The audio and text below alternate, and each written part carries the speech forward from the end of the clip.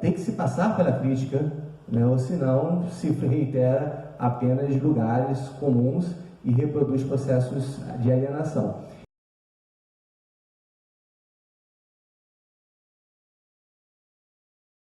Isso me leva ao segundo ponto, que dialoga bastante com o que o Yuri falou também, que é o seguinte: como que se faz práticas, tanto no nível micro quanto no nível macro, de reformas? Esse é o grande desafio.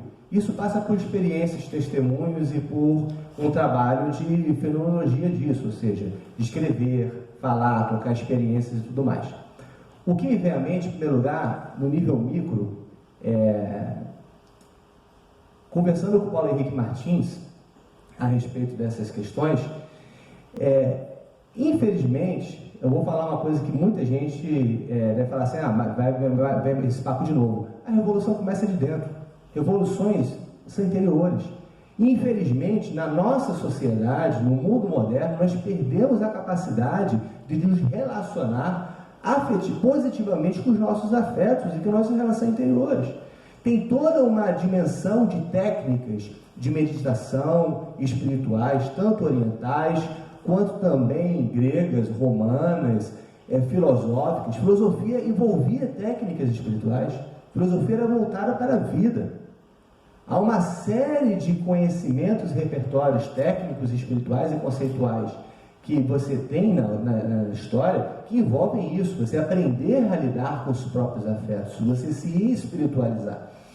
Para não entrar na discussão espiritual e religiosa, basta lembrar do budismo, obviamente que tem a discussão, mas do Kant. Como é que você lida com a questão kantiana? Kant, ele fala o seguinte: eu não falei que Kant é a pessoa da dignidade da pessoa humana e da justiça, né? Ele desenvolve toda uma concepção de virtude e de direito que é associada à questão do respeito à dignidade da pessoa humana, né? Isso não é facilmente conciliável com amor. Pessoas amáveis podem ser não dignas de amor, pessoas dignas de amor podem ser não amáveis, né? E não tem como, diz Kant, dizer que há um imperativo de amar. Isso não existe. Isso é uma anomalia. Você não deve amar alguém. Amar é algo que se envolve que é uma atividade, uma decisão, uma disposição prática que pode ser na forma de filia ou na forma de eros ou de ágape. Como é que Kant traz o amor para a filosofia dele? A partir da percepção de uma benevolência prática.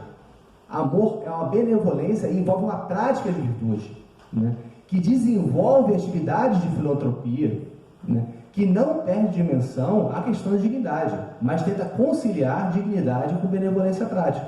É o que ele chama de amor prático, né? Não é amor intelectualizado, é um amor exercitado e aprendido. E, de certa forma, diz ele, faz um elogio às potencialidades existentes de uma beleza da humanidade, de um amor à humanidade. Isso não se faz abstrato. Isso se faz a partir de prática, a partir de experiência.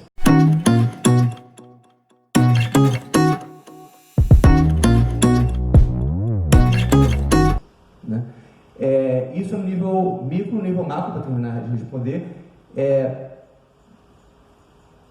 passa-se por discussões sobre, afinal de contas, quais são os princípios da economia, quais são os princípios da política, quais são os princípios da cidadania. Será que é possível reduzir as sociedades contemporâneas apenas a dois princípios? O princípio da utilidade de um lado e o princípio de relações de poder do outro? É isso? Toda teoria crítica parte de uma determinada sabedoria que é a seguinte: não transforme o que é fato em validade. Não transforme o que está aí em algo que sempre foi, né? Quando o Marx trabalha na economia, quando ele faz a crítica da economia política, ele está dizendo assim: os economistas, eles partem do pressuposto de que o ser humano é um indivíduo, é um homem econômico. O Moço também faz isso no Ensaio sobre a Dádiva. Isso pode ser o que está existente hoje, é o homem lobo do homem. De fato, o homem lobo do homem, a gente só vê a nossa selva urbana, tem muito de verdade nisso. A questão é, se você assume isso como pressuposto da natureza humana, você está reproduzindo uma situação que deve ser alterada. E, infelizmente, não há receita mágica. É um trabalho de formiga de não alimentar um ciclo de reprodução de uma situação alienada. Se você assume que a máxima é o homem é lobo do homem, e que todo mundo é homem econômicos, e age assim, querido, você está apenas reproduzindo o ciclo infernal que leva a sofrimento psíquico e, na promessa de falsas felicidades, leva ao inferno privado e comum, né? Então, sigamos outros caminhos. É o caminho mais difícil, mas é o melhor caminho, porque o melhor caminho normalmente não é o mais fácil, ainda que possa ser o mais simples, né? Porque ser mais fácil não é ser mais simples.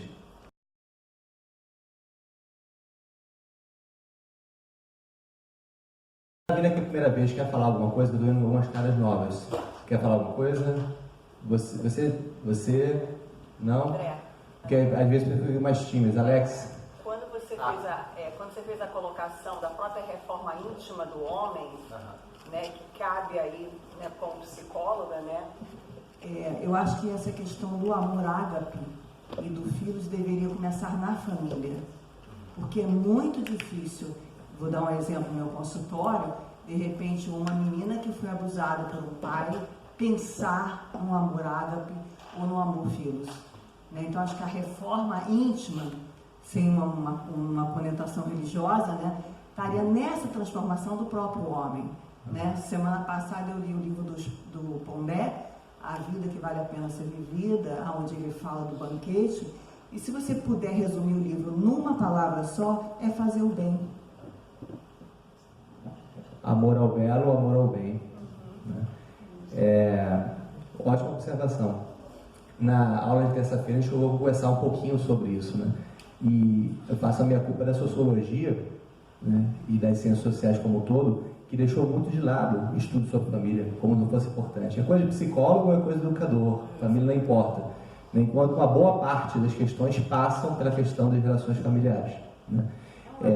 Pelo Honneth, né? O Honneth que eu falei, Axel Honneth, quando ele fala sobre a esfera do amor, ele fala o que ele está trazendo. Ele está dizendo que a identidade das pessoas é a transmissão de fragilidade e de precariedade, elas precisam de cuidado, né?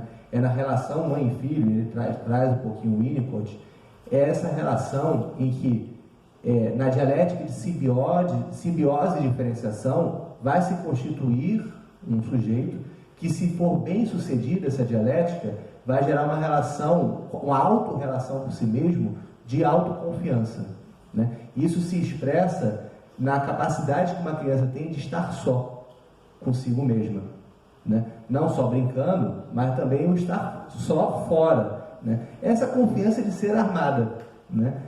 Mas é pela mesma razão pela qual o ser humano tem essa experiência que é sobre dentro da família, que leva pela fragilidade, pelo cuidado, desenvolver a possibilidade de um afeto com o outro, é a mesma razão pela qual é sempre possível, dentro dessas relações, ter a experiência de violação física, de tortura, porque a fragilidade envolve também a possibilidade de que o outro venha a invadir, né?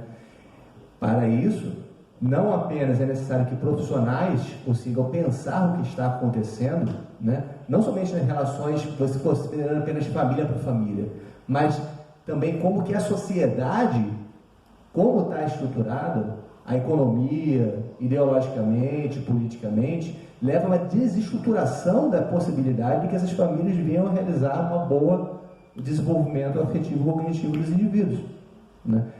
Numa sociedade que falta tempo, acelera-se, e boa parte das pessoas estão simplesmente envoltas com a autossobrevivência do mundo do trabalho ou com um utilitarismo exacerbado, é difícil de você falar que vai ter possibilidade de um bom desenvolvimento dentro de uma família, de relações afetivas positivas e tudo mais. Qualquer posicionamento em relação ao amor, no meu entender, sempre tem que ter um sinalzinho alerta dizendo: não caiamos em idealismos, pensemos a dimensão da prática, da sociologia, do social, do individual, pensemos a viabilidade disso, as condições de possibilidade para que essas práticas realmente se efetivem. Não vire apenas um discurso bonito, né? E também não vire apenas uma exigência de seja amoroso. Seja amoroso vivendo a vida infernal que você vive, de injustiça, de expropriação do direito ao tempo próprio, né? De não ter condições de estar com os seus e ter que correr atrás do pão de cada dia. Não, isso passa por Estado que proteja as pessoas, direitos sociais, proteção à família, estímulo a condições em que as pessoas tenham fonte de renda e que não precisem os dois estarem fora trabalhando para ter uma renda básica, né? Então envolve uma série de questões no âmbito social, no âmbito político, no âmbito econômico, que são fundamentais, né? E claro, assistência psicológica, assistência social, toda uma atividade profissional mais próxima, com profissionais especializados em família e relações, né, familiares.